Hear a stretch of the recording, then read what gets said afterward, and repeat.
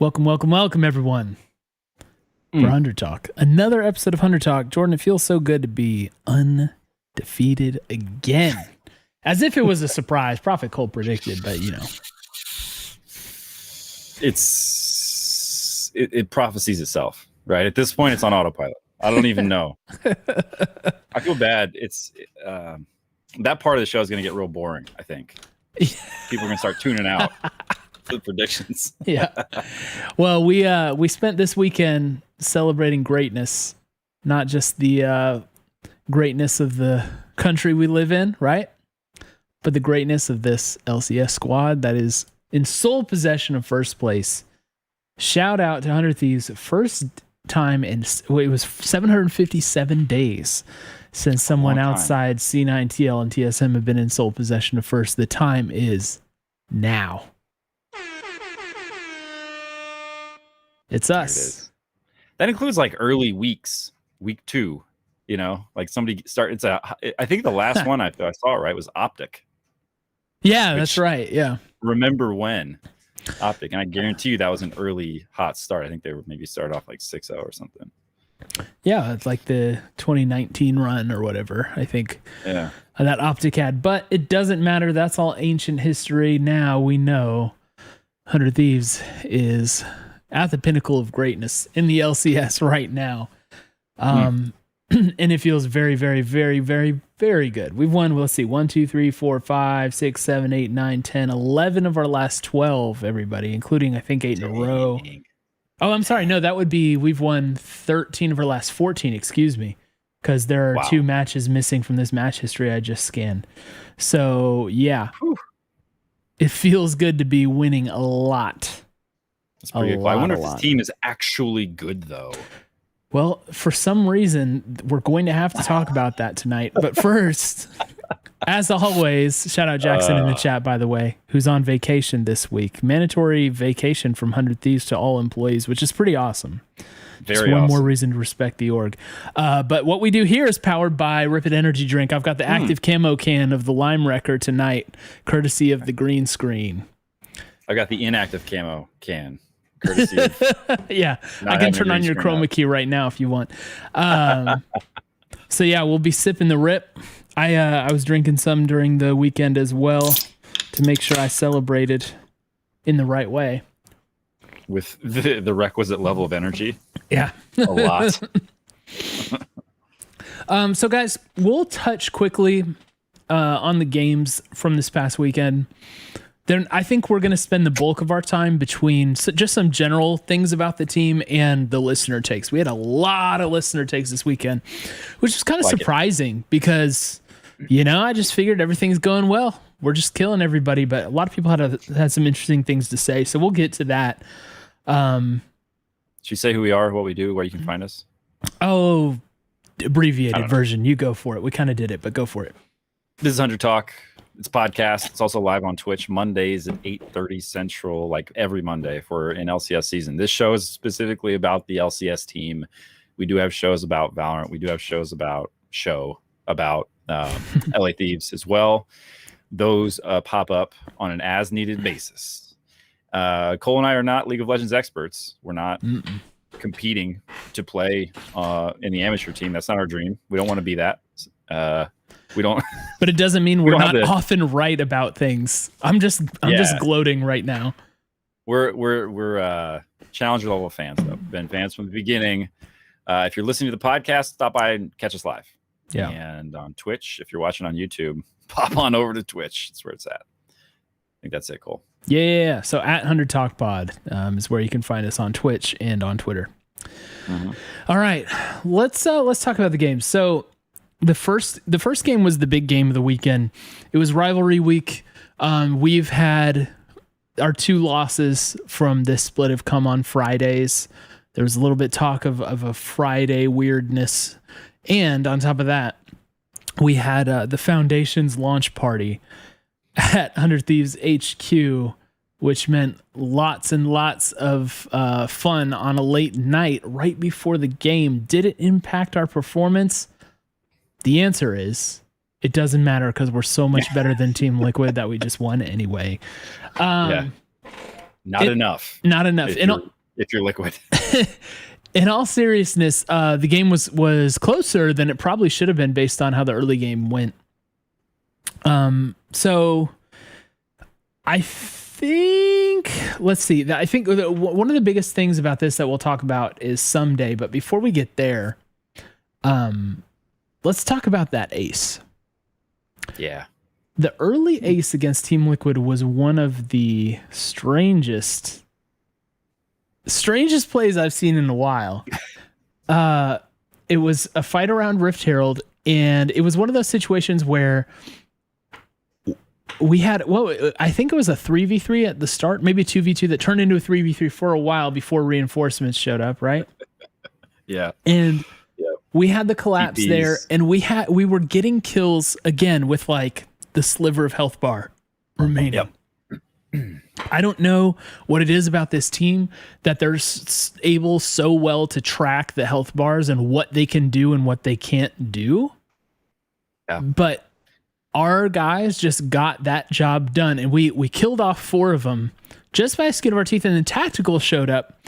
Was Tactical playing Aphelios? He was, right? He was playing Aphelios. Yeah, he was. Yep. And and it looked like a situation where he could come in and clean up 2 or maybe even 3 of us.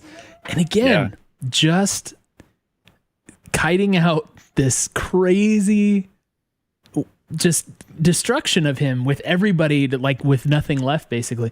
I don't know. The phrase limit testing has fallen out of favor. Thank goodness. No longer being used. With the League of Legends community, but man, that was it. And so we just start the game basically 5-0 on kill score. I mean, Tactical donating the last one over. By the way, we didn't even have, I think FBI didn't even leave lane. We only had 4 people. Yeah, I didn't show up. Didn't need to. So what a way to start that game. And someday was a lot of the reason why, right? Like some days Gwen, we've seen it before this split show up in a big way. Let's see. It was against Dignitas. He had an absolutely destructive game on Gwen. And this was a lot like that. And Someday was just very, very individually strong in this game. But Jordan, to be fair, the game made a little more difficult than perhaps we anticipated. Stalled out. What happened? Yeah. Well, I don't have the specifics on that one. Yeah, well, I can't recall exactly how this one went, to be fully honest. I mean, look, this felt another game. This more or less fits the mold in my mind of other top teams that we've played against, and it wasn't that close. Like, I think they did a pretty good job of farming. You did have Tactical getting a boatload of farm. That's throughout the thing. Game. It was like side lane stuff, like for Jensen, for instance. Like Jensen farmed up like a beast. And this game being emblematic of this, the emerging thought, I think, among 100T fans in the community, among many of them, that we're not, we're not as clean as we should be, right? Right. And I think that's where we really want to go with a lot of the discussion tonight, because they hung in this game. Credit to them, they hung in this game. You got aced 4v5. You got aced early on in the game. And they actually closed the gold lead over the course of like the following 10 minutes, very surprising. And again, I attribute that a lot to the side lane farming that they were able to get. But yeah, I mean, like, these are dangerous champions if they get going. Yeah. Aphelios, LeBlanc. Jensen's LeBlanc is legendary in the LCS, probably like technically by definition standards. I think he was 18-3 coming into this game. So, like that's a champion that has done him very well over the course of his entire career. And you can see, like, he's super proficient on the champion. This is one that is a dangerous champion to have in his hands. And there were moments like he had some really good poke in the game, some good ambushes. Thankfully, it never amounted to us losing anything critical. Yeah. And they just, they were threatening. I feel like they were threatening throughout, but could never actually tip the scales in their favor. And I think that's to be expected when you have an Aphelios and a LeBlanc, and even, Jenkins Gangplank. Like, he was using the pieces of his kit that didn't require, like, he had one good barrel chain, which is pretty much all it takes if you're Gangplank to get a fight in your favor. Like, there's one or two where he got 3 or 4 people, right? Some good uses of the ult from him. So TL didn't look like a bad team. Like, they weren't completely destroyed in this game. I think the scoreline is maybe even a bit less representative of how threatening they were. Yeah. We just closed them out well, right? It's like, we just recognized what we needed to do. We made sure not to get caught. We didn't give away any important picks around super critical objectives. They had 1 Baron, actually. I forgot about that. But they did get a Baron. But other than that, it was 4 towers, no dragons. Like, we had the soul, I think we had a pretty firm grasp on it. Yeah. I think actually many fans are going to disagree with we closed them out well here for this game. Now, I'm not really in that camp. I think we were okay, but it was about a 45-minute game when we had a very huge advantage early. We should mention this. We had Karma back for Abadaga, which was the first time since week 1 that we actually, saw him lock that pick in. So it had been a while, and he pulled it back out, and honestly looked great on it. Yeah. But yeah, out of lane is just like Jensen was able to really suck up a lot of farm. Tactical was able to as well. And it's almost like, sometimes you get those early turrets, it makes it easier for them to farm up. Like, that's been pointed out.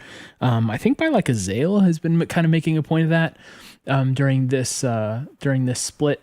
And I think it kind of rang true here.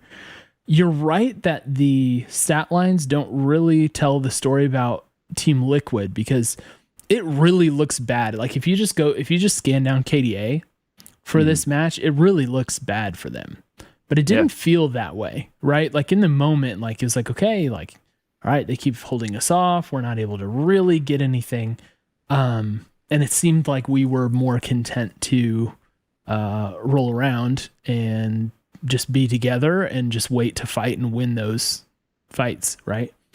And so I think that's where that sentiment's coming from people. I saw it on Twitter. It'll be in some of the listener takes that we discuss tonight. That it felt perhaps a little aimless during the mid game for us. I can understand that criticism. I'm like in the middle, I think. I think I mostly agree with you, but I understand that complaint where it's like, oh, we should know how to clean these out. I think the thing is, people are finally recognizing how good we are, and so they're expecting the cleanliness, and I can understand that, certainly. But the fact is, it's like what our guys did is made sure we didn't make any mistakes that were going to let the game flip. It's like, let's play safe, because if we give away anything else, this could start turning, and they made sure to not do that. Right? Like, look at the amount of deaths on our guys, I think tells that story really well, because it's a very long game, right? 45-minute game. Abba, FBI, and Huhi dying once each, Closer dying twice, and Someday dying 3 times. That's like not a lot of deaths to give over in a game that long. To a team that had hyper carries who had essentially reached the point of being hyper carries, right? Yeah. Like, I think the fact that Jensen ended with 2 kills is actually pretty remarkable. It's shocking. Yeah, I felt like he came away with 6 or 7. he had some targets, right? He had Varus, who is not a champion, who's gonna sneak away from you. FBI died 1 time, exactly once. So I mean, that's a double distort over the wall, and you're dead. Yeah. Right. If you're FBI. So I think this is the theme, right? And this is what I wanted to kind of talk to you about a little bit, whether we do it now or later throughout. But I think there's a possibility here that the teams that we're playing are getting a little bit better as we go. Sure. I think if you're looking at this and saying it's not quite as clean, it doesn't mean that we're getting worse. it could also mean that other teams are getting better. And I think that the way you react to that. Now, with TL specifically, I don't know if I believe that they're getting better. You know, they have had a lot of stuff, and we don't need to go back through what they've had, but they've had a lot of stuff. But you know, I think this is a game where they have two really strong players, undeniably, in Tactical and Jensen, who had the potential to win that game, and they didn't. And that's kind of what counts, right? That's kind of where this one goes. And sometimes the way you have to do that is not by, you know, just getting a super clean win in 25 minutes. It's by grinding it out and winning it in 45, right? And if you can't win it in 45, if you can only win in 25 or 30 minutes, then that's not good. And this wasn't a game that we won on a Hail Mary backdoor at 45 minutes, right? This was us just kind of figuring them out, solving them, and getting the win, in my mind. Yeah. Yeah, good point. I mean, you're certainly not going to see a Karma at 22 minutes knocking down the inhibs, I guess. So, right. You know, well said. And you know, maybe patience was part of a theme. Like, I feel like the team right now is in a place where we have the luxury of like trying things, picking focuses, choosing the way we win, if you will. And, you know, it felt like with all the games this weekend, like maybe they had just like a patient mindset for everything. Right. Because it was not this like, smash them down as soon as you can gameplay in any of the three games. Didn't feel like that to me. So, you know, that could have figured in as well. It's basically like one of the only play styles we had not seen from 100T up to this point was a very measured, very protective, not going to risk anything, not going to give things over kind of play style.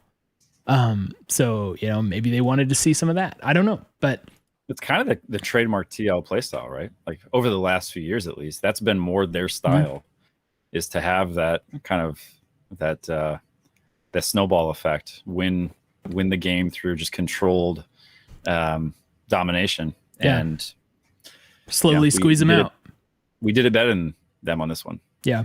So, but yeah, so the thing is, it's like I think like the cleanliness of our wins, right, is going to be a theme tonight. So. Starting with Team Liquid, I think that's where we landed. And that was, like I said, that was the big game, right? The other two games we had, FlyQuest, CLG, these are not really threatening teams. I mean, we did have a little bit of unfinished business with CLG since we were the first ones to run into the bongo comp when that was invented. Plus, we'll talk about that later. But the FlyQuest game was another one where it just felt like, hey, let's be very intentional with how we play this. The Fiddlesticks jungle pick came out, which it didn't seem to be a total surprise, right? But it did seem to be something that's like, okay, let's take a minute, let's think this through, make sure we have our strategy together, let's execute that. And again, just a patient, calculated game. And I think I tweeted out, let's see if I can pull this up, that I felt actually better about this, about the way we won this game than the Team Liquid game because it was so clear the way that they fought through and won this game. So yeah, I said actually a lot happier with the win today than yesterday's. We exhibited a ton of patience in waiting for the appropriate conditions to develop. Gave away a death or two that we didn't need to, which is certainly true, but ultimately didn't mean anything. Not the cleanest execution, but a clear and good plan. And that's what this game felt like to me. Because it's like, why do anything else with an opponent like FlyQuest, right? Where they're not going to be threatening to us. You know, like you go through the matchups. It's not a team that we feel particularly threatened by. So we just see what they're doing, respond adequately, make sure to control the game and get exactly what we want out of it. No surprises. Yeah. And I think, you know, maybe this is a lesson we learned from CLG a little bit, but this is, I think, it's a good illustration of how a team that is struggling can and should try to find a different way to catch a win. especially when you're up against the number 1 team in the league. Like this is your try something game, right? Yeah, you have for to sure. give it a shot. Yep. You got nothing to lose either, right? Like nobody's going to look at your team and say, well, how could you have lost to 100 Thieves, right? Like you really at rock bottom now. No, they're gonna ask, well, why didn't you try something? If not, then when? So I think that's what this game is for them. And I think what we learned from the CLG game, if I had to say anything, is we recognize, right? Like you could be a really good team and you can get beat in the draft. And I think you can also play against a team that is, from a skill standpoint, on a lower tier and still get smacked if you don't respect what they are doing. With the bongos, right? Like I think we lost that in the draft. I don't think it was us just not respecting it, but we were very careful, right? Like they had basically one win condition and they tried to find ways to do it throughout the entire game, basically, like all the way up until they were in their base. And it's not like they were being super creative. There's basically one way to engage with that comp when you've got fiddlesticks, but we were just very respectful of that, and I think that's super important. We didn't give them any easy kills. We didn't even give them a nudge of the snowball to start it rolling downhill, right? We said, if you're going to do this, you're going to have to do it all on your own. There's one, right? There's a couple of up top, right? Yeah, up top. Which it seems like right, it just didn't fully behave the way he expected it to. Yeah. He said he was checking to see if they were there with the move speed and they just immediately responded. So he didn't quite get out. But to your point, and I'll let you take it back in just a second, but to your point, Abadaga, he died 5 times in this match. He made sure like basically every other one except for that was painful to them. Yeah. Well, and I got some ideas on that too.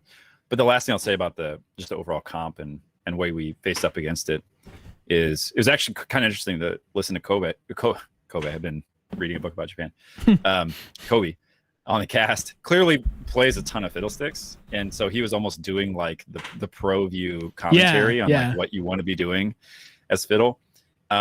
We frustrated him at basically every turn. Like he had no opportunity to really get going. It would be like if you were playing a nocturne and you never got to use your ult until you hit level 12, right? Like it seems like that was the equivalent where you just couldn't do what that champion's supposed to do. So I think largely credit to the team on playing smart, recognizing what their win condition was and just denying it.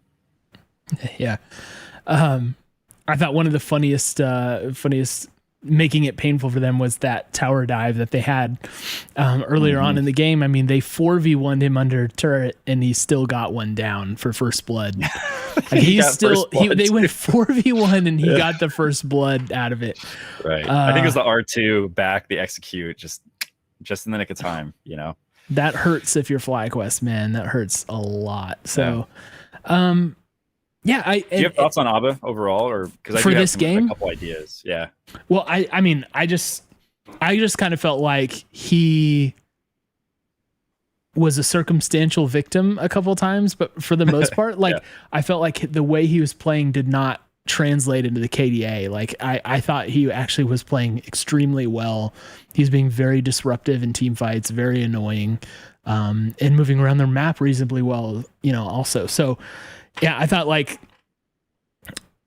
thought people were going to dump on him more than they did, because he did die like 5 times, but it just didn't feel like those deaths were the kind of deaths that turn up when someone is playing bad.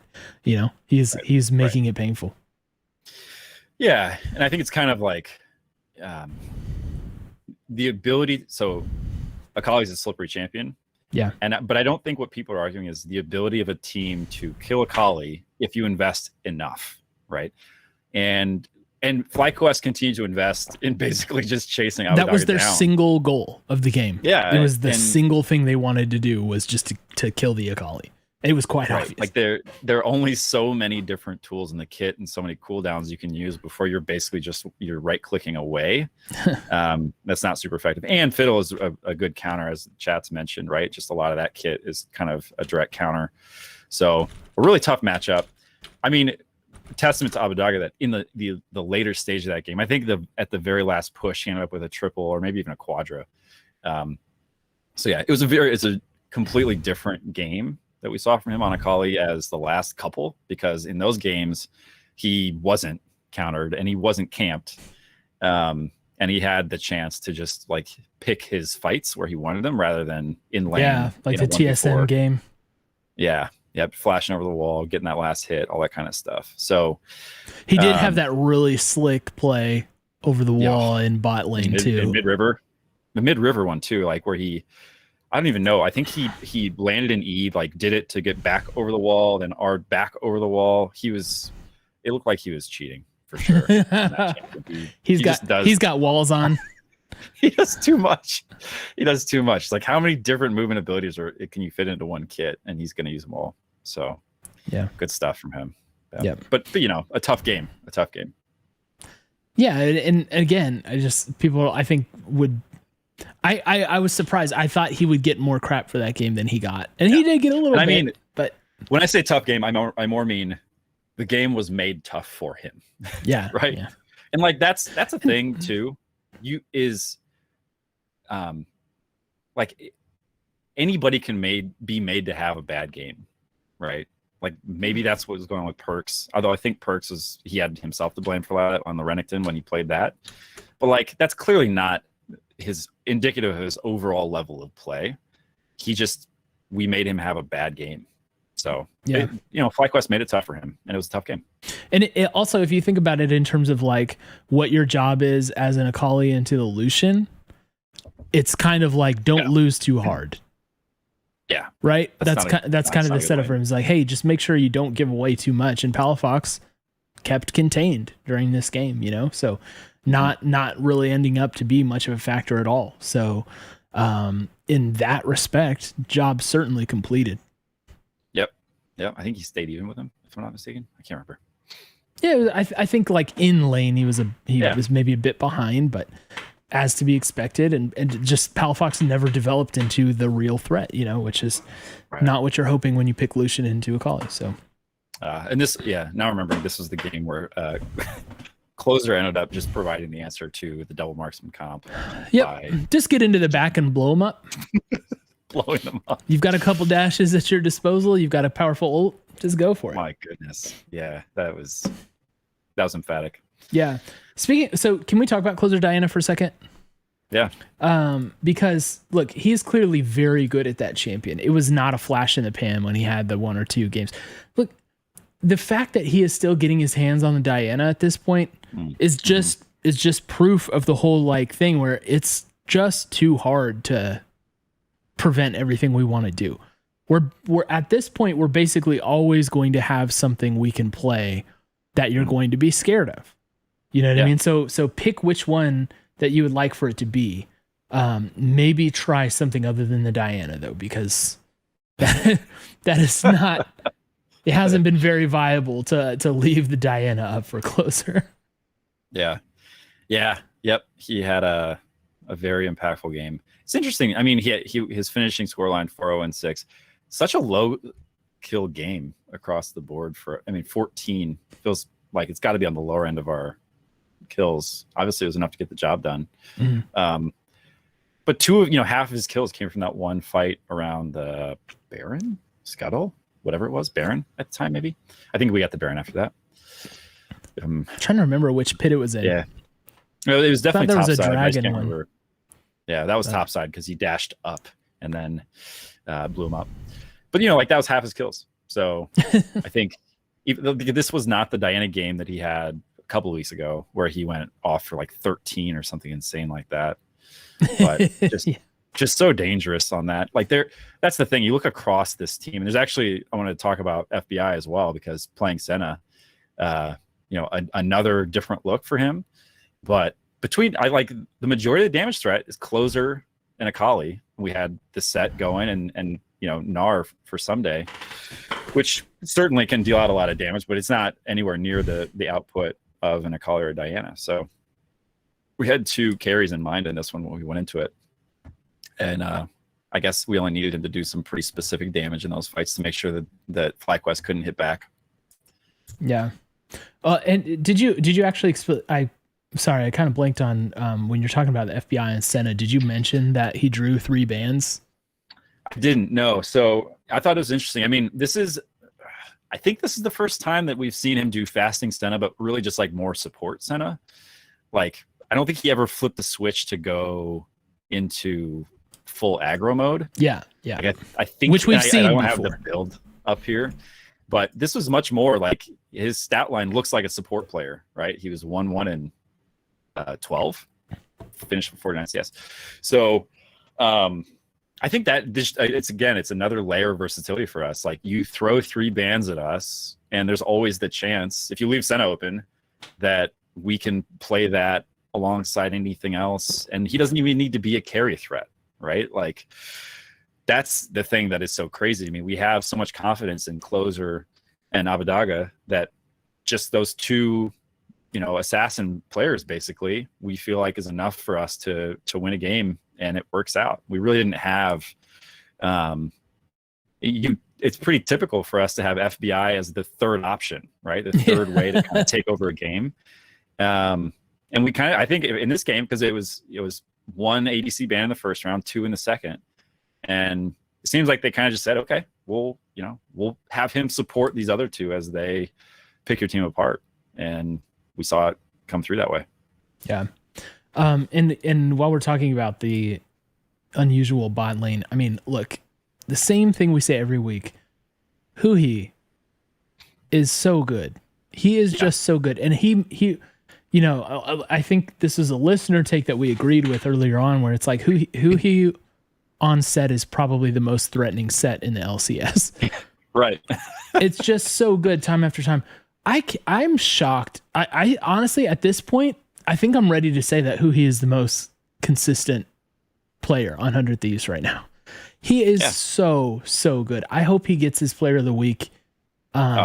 He is a deserving candidate for that. He could have won it this past weekend, if you ask me. Not that Closer didn't deserve it or anything, but I just can't believe how well he is playing all the time, man. This guy is absolutely going off. So I just always have to say that every podcast, because I apologize. We're not spending 30 minutes talking about Huhi, because that's probably what he deserves at this point. He is so good. He is so good. And he is, by the way, I just did a quick cursory look at the stats, and I mean, he is at the top of a lot of important stats for support, and deservedly so. So shout out to Huhi as always for the insane consistency and high level play that he's providing us with. Absolute anchor for the team down in bot lane. Yeah, he really is. The thing I wonder if he's going to get the respect he deserves, because he doesn't have, well, one, he doesn't have the paycheck, you would assume, as some of the other support players in the league, and he doesn't have like the legacy of being world caliber, world finals or champion caliber player. Like, I think there's a lot of built-in people just really like Core JJ and Sword Art, and especially Core JJ, and again, deservedly so. He is a super high quality player and an awesome person too. Yes, I'm not trying to take anything away, but I think that is exactly it, right? It's like those guys have.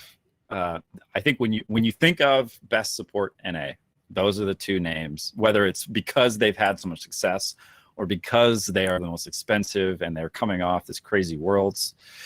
Like, I think that's the hill he's got to climb, and goodness knows he's doing everything you possibly can to change some minds, but it's the inertia is against him on that. Yeah. Really quick before we wrap up this game, you had some notes about some of the lane phase plays that were made during this. Did you want to go over those? Yeah. So this was the other thing I wanted to talk about, and I want to contextualize a little bit. And I'll do it quick now, because I know we're going to come back to it later. But I just went back and I rewatched some of these fights where Abadaga got piled on. Right, you're 1v4 in the top lane as a Kali. You aren't going to survive that. You're not going to. And what you do from there is actually what's important. So individually, he got the first blood bonus gold. So he actually left with more gold. Now, when you figure out the assist gold, yeah, okay, they're coming out ahead overall. But you're getting as much as you possibly can from that one, unless you somehow find a way to survive. Seems unlikely. But then you look at across the map, and closer is finishing first Drake, right? So we recognize they're overloading the top side, and we just get a free Drake, first Drake. And then it happens again, and they do the same or similar play against Abbedagge, and they drop the Rift Herald. So they're pouring resources into the top, resources, time, actual like objectives into the top lane, and they get the tier 2. So on paper you'd say, yeah, great play, they got it. But then you pan over on the map, and we have completed out our take of the mid tier 1 and the Drake, right? So I just think that's so important.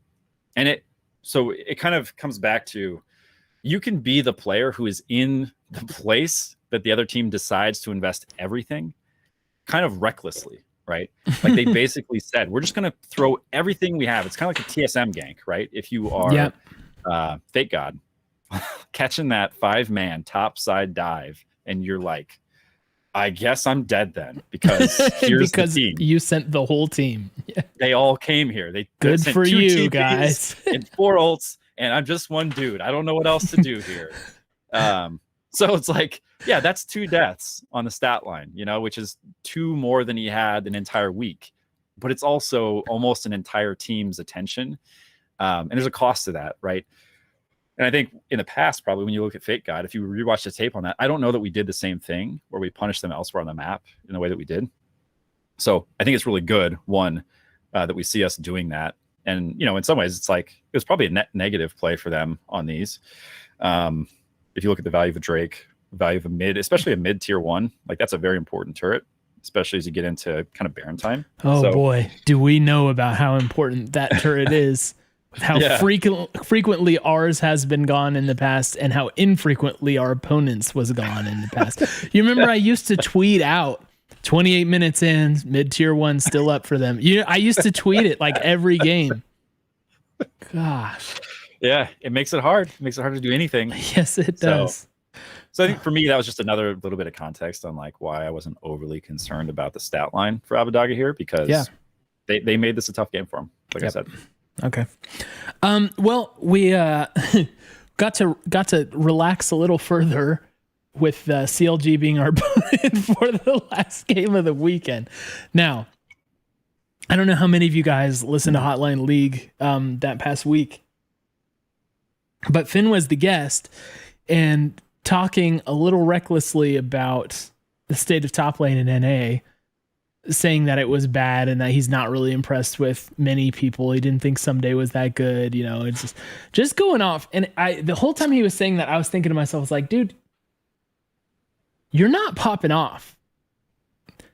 You can't make these sweeping judgments about how bad, like, it's one thing if like Alfari was saying that in spring, because it's like, well, all right, who's going to argue with him when he's just destroying pretty much everybody? It's different when you are Finn, and nothing against him personally, right? But it's like he was talking a little recklessly, and he got his comeuppance in this game. And so I was looking forward to that. I kind of marked it in my mind that this was a possibility that he was going to get kind of wrecked in this game, and he would maybe learn his lesson. He did not get a kill or an assist in this game, which look, that may be the rarest like stat. Yeah. It's kind of like a ground rule double in baseball is like one of the rarest things you can do, right? There's a basketball club. It's like the 0-0-20. Like you played 20 minutes, you had 0 points, 0 assists, 0 rebounds, 0 blocks. That's kind of like what this is. It's really difficult to not even get an assist in a game. All right. Well, he was on Gwen. Like her abilities just cover the whole field. Yeah. Like, you've got scissors that have the width of a lane. You have the Thunderdome you can drop out. Show up to a fight, and you get to move that Thunderdome, so it's a cheat ability. He didn't get an assist. Look, they only had 4 kills, but you would have thought that during one of those fights, Finn would have maybe gotten an auto attack in, or maybe, maybe Vision revealed something. I don't know. It's just it's really tough. Really tough to not get an assist, man. Oh, yeah. I mean, hey, look, 4 kills. He only, it's, 4 strikes. That's all. It's just, he had 4 shots at it and he couldn't get it. It's, that's how it goes sometimes, I guess. So maybe Gwen is a pretty strong champ too. Yeah, Gwen is a 200-year champ, man. And so maybe don't say those things if you're going to put up 0-3-0 for the match, all right? Best to not. He was on Hotline League. He probably just felt pressured. Yeah. Lesson learned. Again, nothing against Finn. I think he's fine. Just pointing that out. Yeah. Just doing that. If you're gonna talk greasy, then you have to be ready to be put back into your place by your performance. And currently, he's not earned the right to talk about anybody, especially someday, who had a bit of a different Gwen performance this same weekend. Now, another thing I want to mention about this game. So there has been a pick that I have wanted to see the entire split, and that's Abadaga on Sylas. I wanted that the entire split. I'm a big believer in Sylas as a champion and a big believer in Abadaga. I really wanted to see this. We got it in this game. And similar to the Akali game, I felt like he played pretty well. Now the KDA thing, this is the case of late game inflation of the KDA. Yeah. So it's not, this isn't like I'm just putting in this as like a thing to think about, not really a full judgment on his performance. I was hoping for a little bit more, man. When he locked in the Sylas, I was like, okay, this is going to be a 9-0-6 Sylas performance. I believe that Abadaga has that in him. I really do. I think he can go off on Sylas. And I didn't get that in this game. And like, it was a stomp and we didn't need it at all. We didn't need it at all against these guys. I mean, he encountered a bug with the Rek'Sai ult that he stole. And they said, nah, screw it. Who cares? We're stomping him bad. We're going to keep stomping him anyway. We don't need a chrono break. I mean, he very nearly got the kill and got away even with the bug. Yeah. Like, right. That was a lot. So I do think that much like the FlyQuest game, he actually played better than it kind of maybe looked like if you weren't watching carefully. But at the same time, I hope we get to see that again. Oh, yeah. I think if he locks in the Sylas again, we're going to see something really, really great. And I want that to be out there in that list of, hey, can't let him do this. That list that's like 15 or 16 things long at this point. I want that to be 0.17. Oh, Abadaga can't be given Sylas. I hope they run with that pick again, man. I really do. Yeah. Me too. It just wasn't that powerful, wasn't that insane. FBI made sure Pobelter died, so didn't end up mattering. But Pobelter was starting to like look a little scary for a while there. Ended up not mattering at all. So who really cares? I just want to see it again. Just give me a run back, please.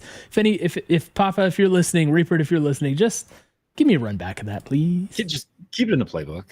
Here's the thing I'll say. This was not the team comp that you draft Sylas into and take over the game, in my opinion. Especially if the Rek'Sai doesn't work. Because that would have been a good one, a powerful one. I don't know if he used it successfully elsewhere, but like a lot of the time, I mean, you look down this list, right? The Synders is basically nothing. You don't want that. Callista's is not going to win you any team fights, or it's not going to allow you to take over, like carry a team fight. The Leona's is just a setup. Like Gwen's is kind of it when it comes to which ones you want to use. So I think that if we see the Sylas again, it will be because the other team picks us such a plum lineup of ultimate abilities that we cannot possibly not draft the Sylas. and when we do, I think he will shock people, because it's one of those champions where, for those who are mechanically gifted in the way that Abadaga is, just the ability to sustain in these fights and to lock people down and cast ultimates every 20 seconds is out of control. So yeah, it'll be fun. I'm looking forward to it. I hope that it's still on the menu. Yeah. All right. Well, anything else about CLG before we move in? Just overall, again, I thought a very measured game from us. We made sure to not give anything else away, squeeze them out, not give them any chances. It was very dominant. It was. Yep. Yeah. I think we did a good job to not fall prey to any shenanigans the second time, although they didn't really try any shenanigans either. Yeah. So again, I'm counting this in my head as like another play style that we've shown is like the slow play it, mistake-free kind of focus. I'm telling you, there is one play style that we have not shown yet. And you know what that play style is? Mm-hmm. It's coming back from certain death to win a game. Because we haven't really been put in that position, right? Right.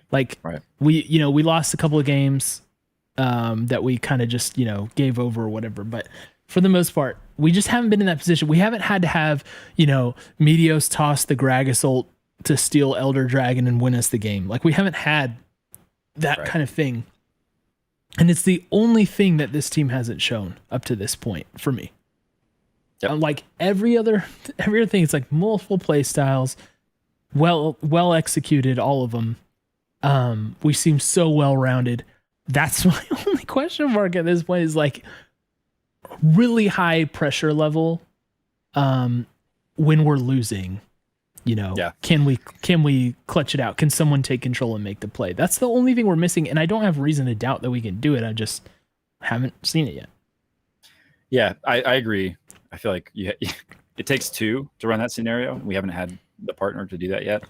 I will say, I feel like some of these games that have been closer, and that we've been playing a more like controlled, measured style, they feel a little bit more like that because, like last week when we talked about games, we'd have to throw 3 to 4 different times in one game for the team to actually come back and beat us. Like they would need that much of a catch-up mechanic to actually be in our base. And that's not going to happen. We know that now. So like if we're in those games, if it's 20, 25 minutes in and we're up 12K gold, like that game, we can't lose it because we are too good. And even if we make a mistake, the game is not in a state where the other team can just march down mid and kill the Nexus. So but if we messed up against TL in this game this weekend at 45 minutes, there's a very good chance that the game is over. Right. Yeah. Now it's more likely with their team comp that they're going to get one pick and then an objective and like they're going to chip their way back in or get a couple of favorable fights. So yeah, I don't know. I haven't seen it yet. It'll be interesting to see. Got to imagine that in a best of 5 format, we're going to see some of those games. It's more likely, at least, that we'll see some of those kind of games. So I guess we'll learn then, if not before. Yeah. All right. Let's go to some general things. I wanted to start actually with a listener take during this section because I think it brings up a point that we've talked about a bit, but maybe just worth a few more minutes of discussion. So this came from Kurosai on Twitter, who says, we can agree 100% that Hunter T is very good at punishing mistakes, but you can see that we have no idea what to do when the opponent doesn't make a mistake. Now with this state, there is a chance that we get an NA trophy, but in Worlds, it will be just another NA performance. Once this team, meaning will not perform well at Worlds. Once this team starts to do proper macro and seems to have a clear understanding of their situations we're looking at, and seem to have a clear understanding of their situations, we're looking at one of the best teams NA has produced. And taking into account Reaper and who he's in elect and the momentum we have going, I'd say it's more likely to happen, and it would guarantee Summer Trophy and a respectable showing in Worlds. So a bit of a novel there, but overall, the take is most of our play right now is centered around punishing what our opponent tries against us. Mm-hmm. And if those mistakes aren't present, if there are no errors that we can capitalize on, Kurosai is feeling like our performance isn't strong in those situations. So it's like, okay, we take the lead instead of being reactive. What do we do? And also is saying that if we figure out that piece of the puzzle, that we could be one of the best teams NA has ever produced. But if we don't figure it out, we're not looking bright for Worlds. So what are your thoughts on this take? How much of it do you agree with? How much of it do you disagree with, and why? Yeah, I think it's an interesting take. We've talked about it a little bit of, I mean, I guess I'll start by just saying, I don't know that I agree, and kind of coming back to the stuff I talked about earlier, just on us having like no sense for macro. Because I think that we are, and it's almost like, I guess I see a contradiction even in the first thought here, which is that we're very good at punishing mistakes, but we don't have any idea like proper macro. Like I think a lot of proper macro is turning something that wouldn't otherwise be a mistake into a mistake. Like if you overload one side of the map, you have to make that into a mistake in order for it to be one. Because if you don't, then it's actually just a great play from them, right? Yeah. If they go up to top lane and get a turret and a kill, and we don't do anything to punish that, then it's not. So, I mean, I think with that specific example, that's not the hardest play in the world to recognize as an opportunity. And you don't need to be a great team to do that. So I don't think this is, an example of why we're going to win at Worlds. Like that kind of thing is what you need to be able to do. So we've cleared that hurdle at least. But I think that, I mean, there's truth in this, right? Which is, and you see this in all sports, like teams that are used to winning, how good are they at playing from behind? And this is, it goes back to the conversation we were just having. But in one sense, we don't know. Like the answer to that is we don't know. So I think all you can do is kind of look at the things that we've done in similar situations. Like, what's the best proxy for not having a lead and then still doing the kinds of things that you would need to do to come back from a deficit? Because right now nobody's been able to put us into that spot. So yeah, and I think a lot of that, again, it comes back to our lane dominance, right? Yes. We've talked about the fact that we don't really need to be the ones making plays a lot of the time, other than the play of just, building your lead and keeping it through what you're doing. Just like kind of keep doing what you're doing. So when we get to Worlds or when we get to playoffs, right? If other teams kind of shape up, if they get their starting rosters back together and they're looking a lot stronger, that will be a question mark for us, and we'll have to see. Because I think that's part of the challenge right now is we're just not consistently being challenged anywhere. Like even if one game there is a really either disadvantageous matchup in a lane or a standout performance from somebody that we don't match, it's certainly not across the rift, and we do a good job of kind of balancing it out. But if we get to Worlds and we're up against a team that is as good or better than us in a lot of positions, then I don't know what we're going to do to get creative because we haven't had to. Yeah. So I was going to make that point, first of all, that it's like we have basically in most games, one lane is so hard that like we just keep playing and doing what is procedure, like standard procedure, and we're just winning. And so the team is forced out of desperation to do things and try things, right? Like that has been the pattern in more games than not. But we've also seen us force teams to make choices, on neutral objectives, for example, or we've made decisions on like, contesting objectives with less than our full squad while somebody else is sitting somewhere else. Right. We've done those things. I can't fully agree with the contents of this take, but there's this thing, like just a piece of it that where I get where you're coming from, and I see what you mean, and I'm like, yeah, there's some truth to that, I think. And I think that's just like, for me, it's like in the mid game, it doesn't seem like we always have a clear, here's what we're doing. I would say oftentimes we do, but it's got to be hard to transition out of, okay, we're just smashing all lanes, keep smashing them, into, okay, now let's transition to win game mode, because you just win slowly. Right. And so I don't know. I wouldn't say that we've never made plays. We don't have macro, but I do think that if we are playing tougher opponents, we're going to need to have more direction along those lines. I don't see it as a problem with us right now. But I do see room for improvement. But one of the things I wanted to mention, and someone in chat said this, is that was week 5 of the team. Now you remember when we started off pretty hot, it was like, hey, we look great when we're playing well, and maybe this is going to continue. And if it does, awesome. We're going to be, really strong. But we expect, this team's early. It's, we're going to be making mistakes. We're not going to be as clean. We've gotten way more out of this than I think we thought we would coming in. And It's only week 5. So plenty of time left before playoffs start. Plenty of time to get the team all the way coached up in those things. Like this right now, again, I think there's a kernel of truth in some scenarios that's here, but overall, I'm just not concerned because of how well we've done up to this point and the fact that it's still early for us. Yeah. Yeah. I mean, it's not normal for like team diff to be every game, right? Yeah. Like usually with teams in league matchups you're going to have where you say, I'm pretty worried about that matchup. I don't know what that is yet for us. Yeah. So that makes it hard to really even think about this. Like, for example, imagine a game where we go in and we've given over 3 kills at 12 minutes and we're down, 80 CS across all of our lanes. Mm-hmm. Like, we're getting smacked in that game.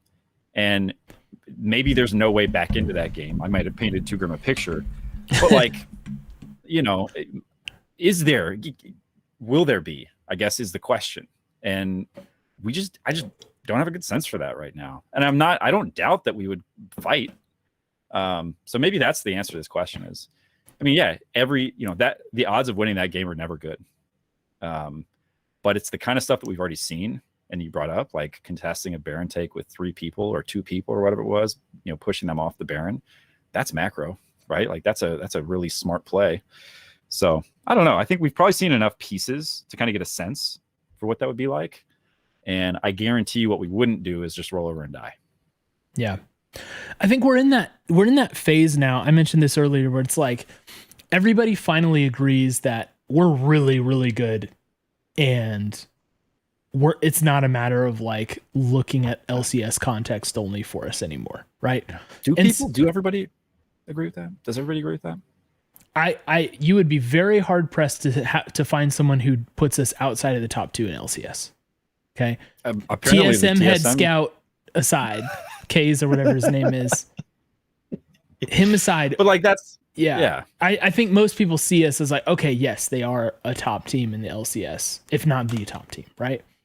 Are people starting to hedge, and we're maybe getting out of the realm of? Well, that's what I'm saying. Now? They're looking at worlds to start doing that. Once you start contextualizing things in worlds, then it's like, okay, so let's focus down on these like little tinier things and point out what the problems are because we're steamrolling the LCS basically, so that context doesn't really matter anymore. It's all natural that you do that. Like that's just what you naturally do in the next phase. And It's just like part of that is just being bored because of not having a lot of bad things to point out. We're not used to being in that position. And also, even when it comes to LCS, just domestically, like winning a domestic title is not easy, right? There are going to be 9 teams that fail at that. Okay. And there are going to be 2, maybe 3 good teams that fail at that. And you never know what's going to happen, right? So it's easier to predict against the grain because then it's like, all right, well, I'm more like, chance wise, probability wise, I'm more likely to be right. But as everybody's getting into that nitpicky phase. Speaking of which, let's go to another listener take that will kind of underscore a topic of discussion that I wanted to spend some time on here. This one coming from Slydog Line, who was the runner-up in our fan content contest, by the way. Shout out John Donnell for his incredible poem about 100 Talk. He submitted this take today. He said, someday has gone from being the only shining light on 100T to being the weakest link. And then in parentheses, not that he's doing poorly or really hurting the team. So it's not saying he's bad, but he's calling the weakest link. Do you think he will regain his MVP caliber form in the playoffs where he has shined in the past? So there's a statement that Someday is now the weak link of the team, even though that's relative, right? So again, he's not calling him a bad player, but he's calling him the weakest link. And then, do you think we're going to see him back in MVP form during playoffs? I happen to think Someday's been playing a lot better this split than last split. Yeah. Oh, yeah. I've been the first one to point out he is giving over some kills that he does not need to give over, right? He has made some mistakes that have looked like a little careless, a little rusty, whatever you want to call it. He's made a couple of those mistakes, but largely, I think he's been playing very well this split. He's much closer to his MVP form now than he was in spring, in my opinion. Remember, we were like, I can't believe I'm saying this, but Someday is not looking great. That's what it was in spring. I don't think that's the case this year. I mean, he just had, he was like the single biggest threat that we had against Team Liquid just this past weekend, right? It's a great Gwen game from him. His Gnar games have been incredible. He's had Renekton games this split that have been really good too. Like, I think he's playing pretty dang well. Am I off? No, I agree with you. I think I want to start with the first part of this, which is his previous MVP caliber play. And I actually think a lot of the reason that this is, and it's kind of Cosmic Flash and Chat's basically said similar thing here, but I don't think somebody needs to be that player for us anymore. And I think that the reason he was that way is because he was the only one capable of carrying it, essentially, right? Like, look back at our past rosters that he's been on, and he has been the biggest carry threat in a lot of those rosters. And that we have seen, we know from firsthand experience, really hurts the ability of a team to be dynamic and to win games, which is really what it comes down to. That's what you're trying to do every time you load onto the Rift. So I don't think we will. And I don't think we want to or need to. And in part, it's because I don't think top lane is the optimal carry position anymore. No, yeah. It never has been, frankly. The stuff that he did as the sole carry, because he had to be that person, is not how other teams were playing it, because it's not the way the meta has been for a long time. So the thing that I agree with you 100%. I think he's playing much better. And I think every once in a while we'll see him come through with a Gwen game where he can carry. But I think more often what we'll see is him on Gnar, right? Or him on a Renekton, where he can contribute to the win condition in a way that, Someday is uniquely able to, right? Like if your top laner is going to win MVP votes by hitting 4-man Gnar stuns, he's at the top, right? He's up there. If he's going to get if he's going to slice and dice his way through a team fight, if he's going to show up 3 seconds after the team fight starts and reconfigure what they thought they were doing in a team fight, that's Someday. He's doing it, right? That makes the carry job so much easier, because suddenly it's mayhem, and your ADC has just burned their flash to try not to die instantly to Someday, and now they're sitting duck. Yeah. So, yeah, I think he is clearly contributing at a higher level than he was last split. And probably because last split he was, I think the team was just disjointed. But I think he was trying to do a lot of things that he's not as good at, right? I don't think Someday is the best carry player in the LCS. I think he can carry games, but I just don't feel like that's how he's wired. And all these years we've spent asking, why doesn't he play more carry champs? Partially, I think it's because he's not FBI, he's not Abadaga, he's not closer. Like, that's not how he goes into every game ready to play. And I don't think he necessarily likes to do that either. So that is how I feel about Someday. Yeah. I like this comment from Wild Chat in chat. He said a lot of his questionable deaths this year is him hard winning a lane and getting caught out by the ganks, which I think there's a lot of truth to that too. He's just up in lane because he's winning. Right. I don't know. I'm not worried. again, like weakest link is so relative. And as Mama Reigns in chat is saying, I'm so darn proud of this whole team. That's how I feel too. Like weak link, very relative. We are a chain of very strong links, right? Yeah, like right. This team, everybody on this team carrying their weight, doing very well, helping the team, contributing in very meaningful ways. We've never had this complete of a team in the LCS, and I'm just super grateful, and it's so much fun to watch it. So yeah, I'm not going to buy into the like someday weak link talk just because it just depends on you know if what you need for your team is a carry, then maybe you do view him as a weaker link, right? Like if you have a whole team of supported players and you're trying to build, which this is probably, this is not advice to a team. I don't think this is a good move, but then I think you could say it. Right now, it feels like he's doing exactly what the team needs him to. And clearly it's working. Like we're winning a lot, like everything, basically. I love it. Okay, let's do the listener takes, then predictions, and then we'll get out of here. Yeah. Let's see. Let's start with our dear moderator, one of our dear moderators, BC, who says, we have seen several players come out and say they think 100T are not very good or that TSM is better. Is this an actual underestimation of the team? Players just not wanting to admit a team is better, or just the truth about the team? Curious what others think about this. Jordan, do you want to go first, or do you want me to go? I can go first. I'll do an abbreviated take. I think primarily this is players. It's almost like they're maintaining their little their in group. It's like 100. They're not legit. I am really worried about TL though. Those guys are freaky good. It's like actually they're not that good right now. So I wouldn't worry too much about them. We're the ones who haven't lost since like week whatever, and it was kind of a fluke. And I'll go ahead and say it. Yeah, that was a fluke loss, the bongo loss. So I see a lot of that in this, honestly. Like I think that they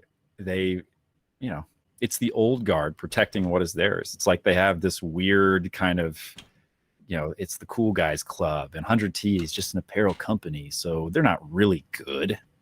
But we've beaten all of them badly every time we played them. It's not been close. So for me, anybody who's on one of those teams and has played in one of those games, I would love to hear what their explanation for that specific game is, or those specific games at this point. There's going to be a lot of people who have a lot of explanations for why they lost. Yeah, there's going to be a lot of hedging going on, and a lot of lights in the studio are too bright, and I didn't have my hat. Right. Whatever it is, and that's if you've got a doctor's note, then get your hat. But that's fine. But I don't hear Perks saying that we're not good. Yeah. So and shout out Perks, who one of the few people who said no, Abadaga is a huge upgrade. This team is going to be way better. He called it. Yeah. And I think he doesn't really have the same kind of like old, the old guard mentality. So it seems to me. So that's my thought on that. And so all professional athletes are going to have that kind of mentality because they need to believe in themselves, right? So there's always going to be an element of that, but I think Jordan's right too of the, the whole like what we're used to and how seriously can we take this team. And plus, when you become the favorite, people just find ways to hate. Like that's just how it goes. Everybody always says something about that. I mean, like look at how recklessly people have talked about LeBron James when he's been on his run for years and years and years. You know what I mean? Like people just find a way to do that. Looking at you, Darkuth. Let's go to the next one. This is just a quick one from JC101. Says, I was genuinely concerned about our match against TL, knowing that the boys were out partying the night before. But Prophet Cole had prophesied, ensuring a win with his divine intervention. And to that, I just say, you're welcome. Yes. Sticks NA says, after seeing Lost and Sword Art play better this weekend, it absolutely showed the gap they still have between our bot lane, which I think he's like our bot lane's better. Yeah. That said, I think their top half of the map is still more consistent than ours. And then he put in parentheses and less closers on Diana. Thoughts? So not to get too far into the spoiling the predictions thing with this one, Jordan, what do you think about, for example, the assessment that their top half of the map is more consistent? Cole, I hear that Hooney's been playing better this split. I guess I'll take people's word for it. Oh, my favorite Jordan lore of 100 Talk.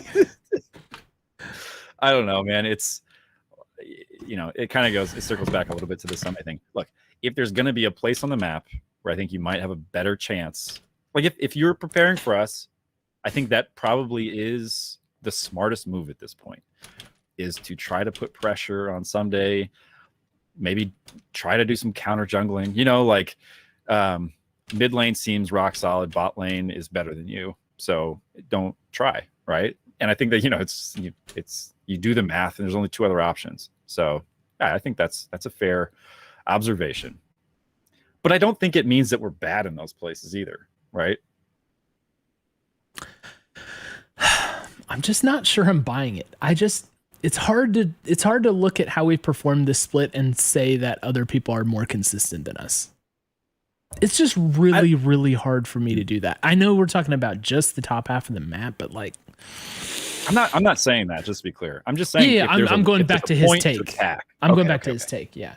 Yep. Yeah. Cause you're not touching the bot lane. Yes. You are for sure not touching the bot lane. And you know me, as you are to Hooney, I am to Power of Evil. So I'm not going to take the mid either. So, I think that we are still in very good shape when it comes to the player matchups and stuff. So, let's see. Joe Lito said, how much of this is Abba being a god versus the rest of the team being enabled by having someone with a pulse in mid? That's resident Ryoma hater, Joe Lito. I mean, he looked a little bit more human this weekend for the reasons we've talked about a lot on the pod. He's looked godlike in some of these games. It's probably both. I think on an off weekend, he's still better and more reliable and more consistent than the people who have played mid for us in the last few splits, is my sense. And when he's really hitting, when he's not had the Korean red sauce, he is, he's on a different level. He really is. Yeah. So he's on player of the week level, right? Like, there you go. Dargor says, now that we have passed the halfway point, should we be concerned that we do not see any form of turret dives from 100T? The fact that we see the laning prowess of the team should allow them to be able to at least attempt them as an additional strat. We've seen turret dives from this team. I would agree that they're maybe a little less frequent now than they've been in the earlier weeks. But I think not needing the turret dives is a strength and not a weakness. And I think that the team has demonstrated that we can do that too. So again, yep. Dargor, this is nothing against your take, man. I just think we're in that time where it's like we are so freaking good that we're just looking for whatever minor flaw that we can see and focus in on it. And we're probably making mountains out of molehills in most of those situations. As Ziak's pointing out in chat, they're very risky to do, right? And if you are just good and just winning, you don't necessarily have to flip the coin like that, right? And so maybe a more LCK mindset to how we're playing the game. But I just feel like this team has shown a very wide breadth of strategies, play styles, plays themselves. I'm not worried if they're not currently being manifest all the time.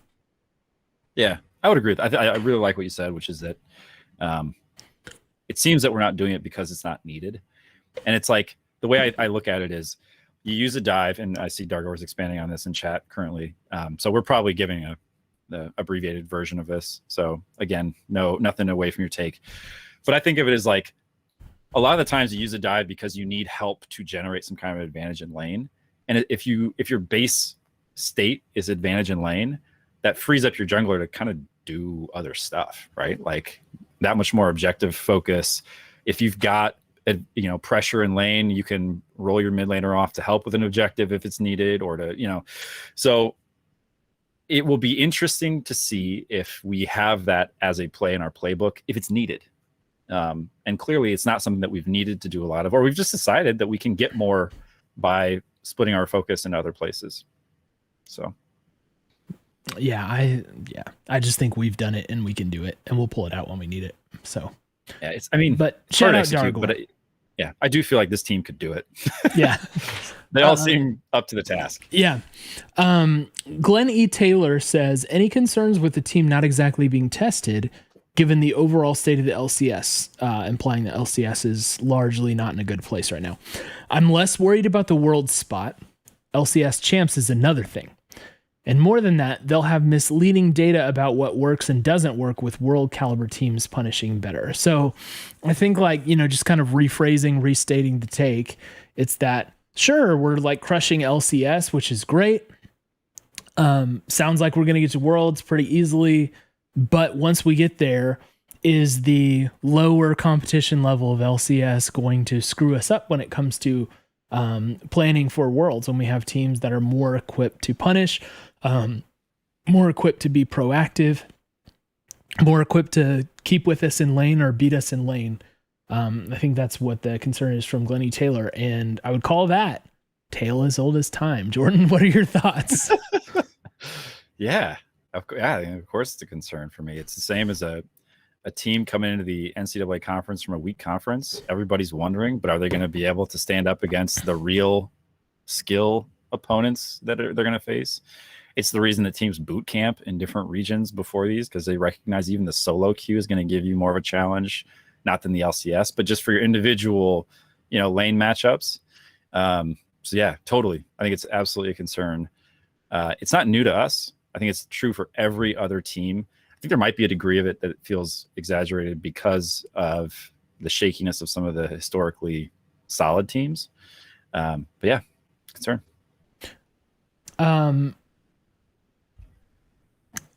Concern in that there's probably truth to that, right? But I think there's literally nothing we can do about it. No. So no. To me, it's like, it's hard to focus on that as like, okay, how do we, fix this problem? Cause I don't think there's a fix for it. You just have to go to Korea, or I'm sorry, China. It's Shanghai this year, right? You just have to go to China and experience it. You know what I mean? And see how you measure up. Obviously you got to have someone who understands the meta and who understands, the lane matchups and can put a plan in place. We've got the best option available in LCS for these things.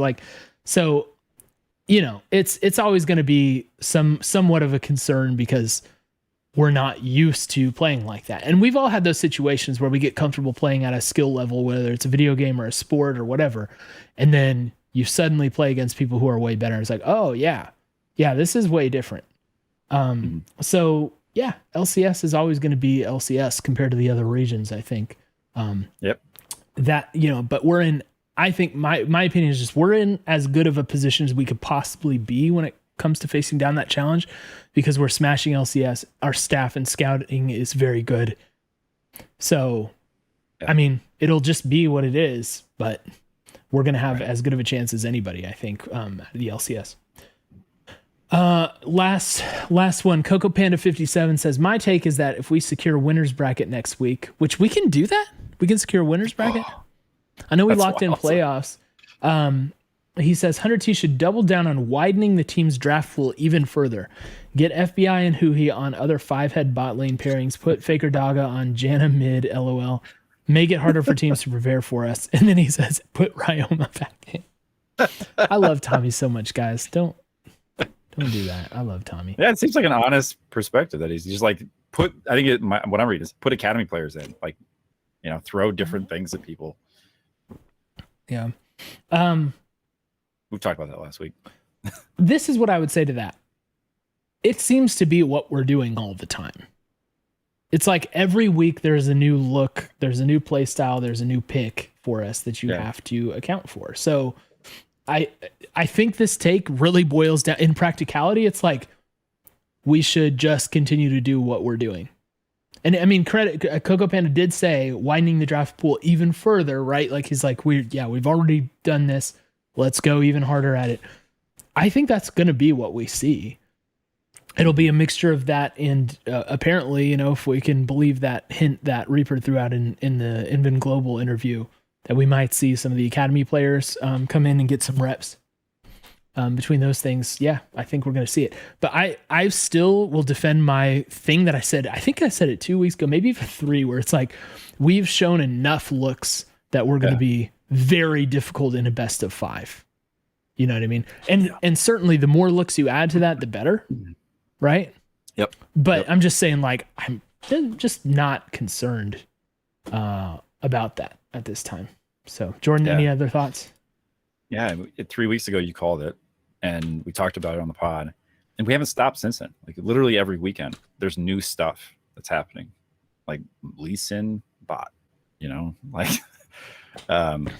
we played Silas now, you know, like I just think that we're showing that we'll do and play whatever we think is best, and that clearly is not a restrictive viewpoint. Yeah. Again, we don't do a whole lot of reading chat on the pod, but I do want to point this out from Zach509, who says, I disagree with this wholeheartedly. Double Lift talked about how teams will and should tighten down on picks rather than opening the pool when they get ready for playoffs. And I think there is something to be said about that too. Making sure you have good practice and good reps in on what you think are going to be your key strategies. I think that's important too. Fortunately, Summer Split has extra games built into it now. There are more games in Summer Split, more time to do that. But yeah, I feel very confident in the level of preparation of this team. That this sort of thing is a small, keep doing it, keep developing it, keep working on it for the squad, but largely it's just doing more of what we're doing.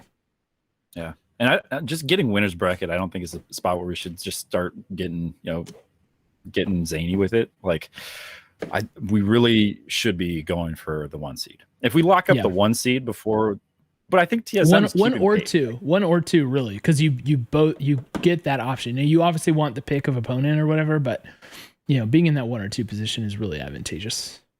Yeah. Okay. Well, let's do some predictions and then hightail it on out of here. Yeah. Jordan, this upcoming weekend, we have on Friday, Golden Guardians, who are in 10th place in the LCS at 8-25. They won one of their 3 games this past weekend against CLG, and they lost to Dignitas and EG. How you feeling, buddy? We win. We win that game. We win that game. We certainly win that game. Golden Guardians, not playing as badly as the record looks, I will say. There are times it looks very bad, but I think, I don't know. I think they hang tighter than it would seem from the 8-25 record. But yeah, that's a win for us. I don't think they seem less hopeless than CLG. Yeah. In a different way, right? And guess what? Most swagless NA still on Golden Guardians, so we're going to be able to win. There you go. Saturday, Jordan, we have EG, who had a 3-0 weekend. FlyQuest, CLG, and GG. So not exactly high quality opponents, but they did go 3-0. How you feeling? They're 19-14 and in 5th place.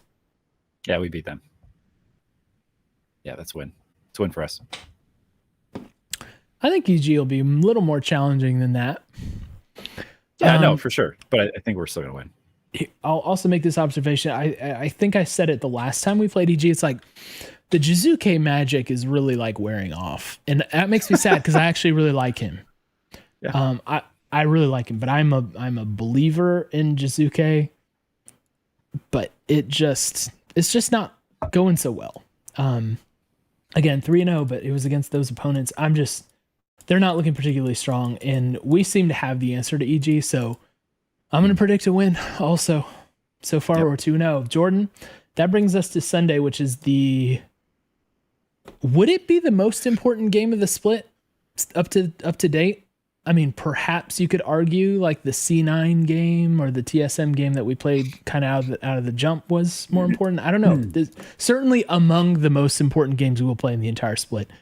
TSM, who won against Immortals in C9, actually lost to Dignitas, though. One game behind us at 23-10. Shouldn't have lost a dig. Shouldn't have lost a dig.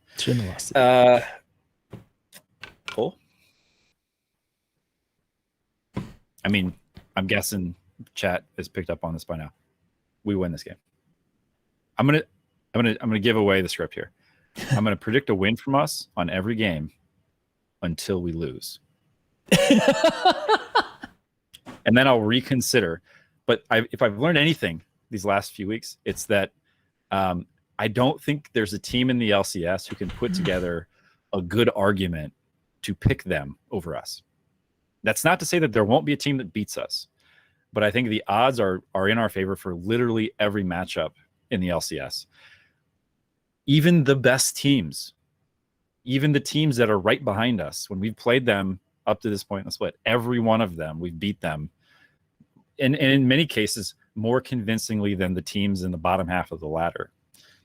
So there's no reason that I can think of to pick against us. There are things that I think they could do that would challenge us, but I'm not going to pick against us until somebody shows how to beat us, because I can't see what that way is. I can't see it. I'm not going to pick against us. We win. Yeah, and, and as we talked about before, it's like when you look at the lane by lane matchups, I feel very confident across the board with our players. I just think that overall we're just better. Not to mention, we demolished them when we played earlier this split. It was not a close game. We absolutely ripped them to pieces the last time we played, which is fantastic. So we're very strong. We're a huge, good team. We're title favorites. We're going 2-1 this weekend, though. Ooh. We're going to lose this TSM game. Okay. Now, we're better. Guys, we're better. And we may even still outdraft. Everybody loses games, though. Everybody drops a game here and there. We are on a roll right now, okay? But this is just going to be a loss. It's feeling like it's time for our card to be pulled. And there are very few teams in the LCS that can pull our card. TSM is one of them. Again, I don't know if this is us getting out drafted. It might be. It might be that we draft well and just don't execute. But it feels like things are coming a little easy to us, and we need to lose to learn lessons. So Prophet Cole is predicting a 2-1 weekend. This would fall in the category of not worried about it. Yeah, and it will not matter to me. Will not matter to me. And TSM, when they win, they're going to throw this in our face that it's going to be all over the place. Nickel Polka's going to be in our Spoiler Zone League channel in our Discord, making people mad, getting reckless, saying things like, he's going to say like, I don't know why you guys are surprised. But I'm telling you, I am not worried. And if TSM beats us this week, or as Prophet Cole, I should say, when TSM beats us this week, we can just say, we'll see it in best of 5s, because you're not going to beat us in a best of 5. So I'm sorry to disappoint you all. We're the better team. Let me be clear. It's just one of those times. The Prophet Cole thing is, I predict what I know will happen, not what should happen, not what is right, but what will happen. So, Cole, if I start to pick more correctly than you, how does this work? Well, you'll have to get a few right for that to be the case. You'll have to outdo me for like 3 weeks for that to be the case. I'm just wondering, because you know my plan now. And I put all my cards on the table. I guess we'll just have to see what happens. Mama Flowers is in chat saying, I hope you're wrong, Cole. I just want to say, yes, me too. We all hope Cole's wrong. Me too, but against us. The problem is I am not wrong this year. I'm just not wrong. But again, guys, it will not be a panic moment. We're still going to smash. We're still the best team in the LCS. Don't let anyone tell you otherwise. Okay, coming up this week, we've got a rec league in the works. It's going to be one. You're going to want to watch for the rec league announcement on Wednesday morning. It'll be a You're cool gonna one, sign up a fun to one. play. Gonna want to sign up to play. Play. So Maybe please if you look don't out for play. that. Again, Rec League is our League of Legends 5v5s that we play with the community and sometimes guests, hint, hint. And Jordan and I cast those, and it's a lot of fun. So good vibes, League of Legends. Looking forward to this week. And then we've got another great weekend of League of Legends to watch where we'll go 2-1, but we'll still love our team and feel so confident. So good week ahead of us. Guys, Got a close qualifier for Valorant next weekend. yeah, and we've got LA Thieves in action this weekend as well. So I think Friday is the first game of the Subliners homestand that we play. So we got lots of stuff to watch. It should John's be good. debut. Yeah, it should be John's debut. Yep, that's right. Good. For us at least. So looking forward to it. Find the time. Mark your calendars. There's lots of 100 Thieves stuff going on. Everyone, Seriously. we love you very much. It's been a great month. It's been a great split. And we look forward to being here to do this with you again. And we'll say, as we always do, we love you and we miss you already.